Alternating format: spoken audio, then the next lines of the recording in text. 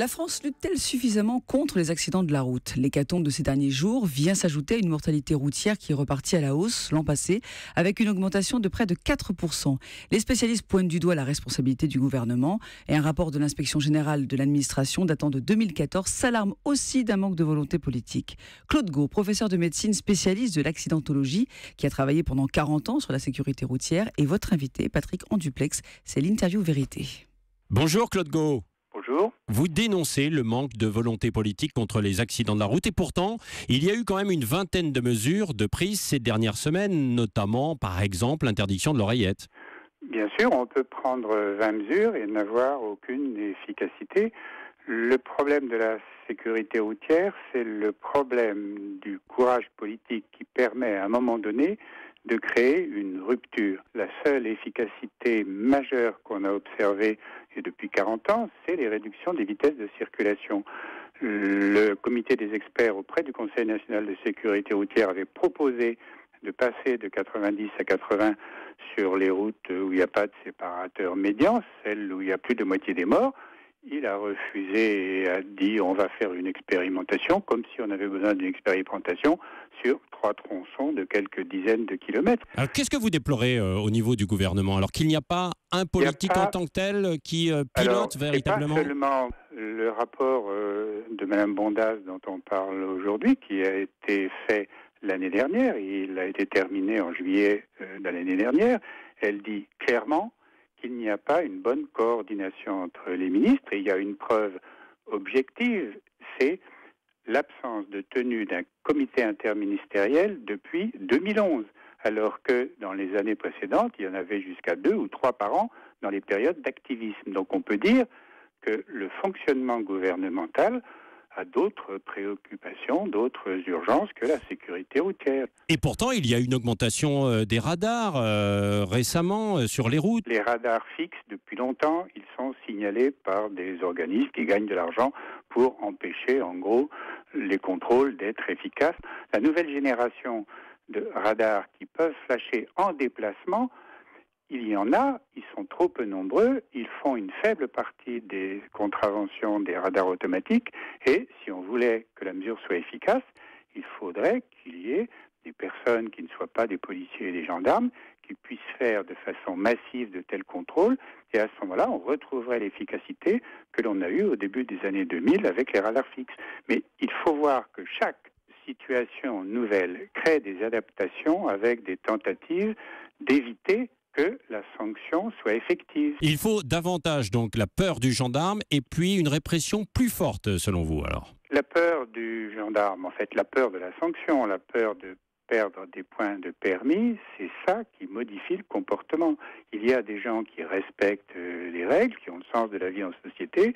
Il y a des gens qui pensent qu'ils ne sont pas dangereux quand ils vont vite et qui ne respectent pas strictement les limites de vitesse. Oui, Claude Gau, sur la conduite sans permis, on a entendu il y a quelques jours Christiane Taubira qui envisage de faire marche arrière, un pas de passage devant les tribunaux, mais une forte amende. Qu'est-ce qui est le plus dissuasif selon vous ? On va percevoir ce passage du délit à la contravention comme une diminution, en gros, de la gravité de l'infraction, et c'est un mauvais signal.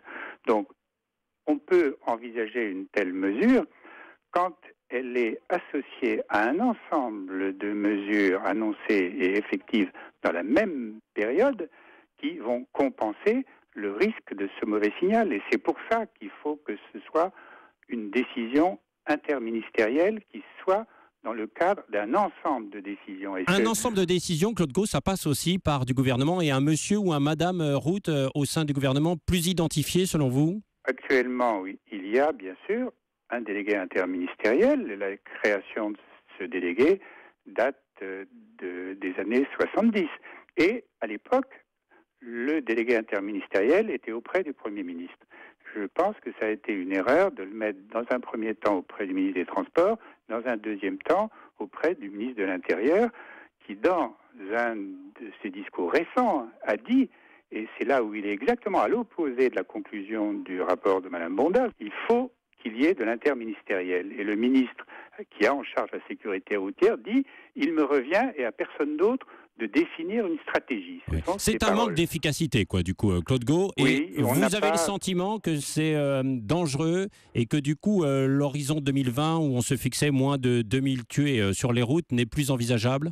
Cet objectif n'a aucune chance d'être atteint, puisqu'on est stationnaire, on est fixé à 3400 tués, et le 3400 tués, on y est passé en mai il y a 2 ans. Il y a plus de 2 ans que l'on n'a pas bougé. Donc si on ne bouge pas, on ne descendra pas à 2000 tués. Il y avait des possibilités d'atteindre cet objectif. Si on veut le faire, il faut agir. Quelle décision? Réduire la vitesse, on l'a compris notamment sur les départementales, et la lutte contre l'alcoolémie au volant également? On a proposé dans le comité des experts, quand j'y étais à plusieurs reprises, de vraiment mettre en œuvre sérieusement les éthylotests anti-démarrage. Et là, on a un exemple de l'inefficacité de l'administration française, puisque il y a 3 ans que la loi a été votée, chaque département devrait avoir des concessionnaires qui peuvent équiper les véhicules, et à ce moment-là, les magistrats pourraient prononcer des peines complémentaires. Pourquoi on renonce, Claude Gau? C'est pas du renoncement, c'est du défaut d'organisation. On sait en France prendre des mesures, et on ne veut pas faire de l'évaluation et vérifier que les mesures que l'on prend sont correctement mises en œuvre. Oui. Quelle politique aussi pour les jeunes conducteurs? Faut-il commencer plus tôt la conduite? Commencer plus tôt la conduite est un facteur d'augmentation de l'accidentalité des jeunes, parce que c'est juste dans la période où ils développent leur compréhension du risque, de ce qu'on peut faire, de ce qu'il ne faut pas faire. Si on diminue l'âge, on les met dans une situation qui est une situation de risque, parce que c'est une situation où ils ne sont pas encore en capacité d'apprécier ce qu'est le risque et ses conséquences. Tous les pays du monde ont une surmortalité des jeunes conducteurs. Oui. Et à l'opposé, doit-il y avoir davantage de contrôle chez les personnes âgées pour l'autorisation de conduite? Il y a des accidents de personnes âgées, mais l'important, et les assureurs le font, c'est le bilan. Les personnes âgées ont des accidents particuliers, en particulier au niveau des carrefours. Ils s'arrêtent à un feu rouge, ils redémarrent, ils ne jugent pas bien la vitesse du véhicule sur la voie prioritaire et ils ont un accident en intersection. À l'opposé, vous regardez les accidents sous l'influence de l'alcool, ça disparaît complètement chez les personnes âgées. Pour les assureurs, ce sont de bons clients, c'est-à-dire qu'ils ont plutôt un peu moins d'accidents que les gens qui ont toutes leurs capacités, qui font beaucoup plus de kilomètres et qui ont tendance à aller plus vite. Merci Claude Gau, professeur de médecine spécialiste de l'accidentologie. Merci d'avoir répondu à Europe 1 ce matin.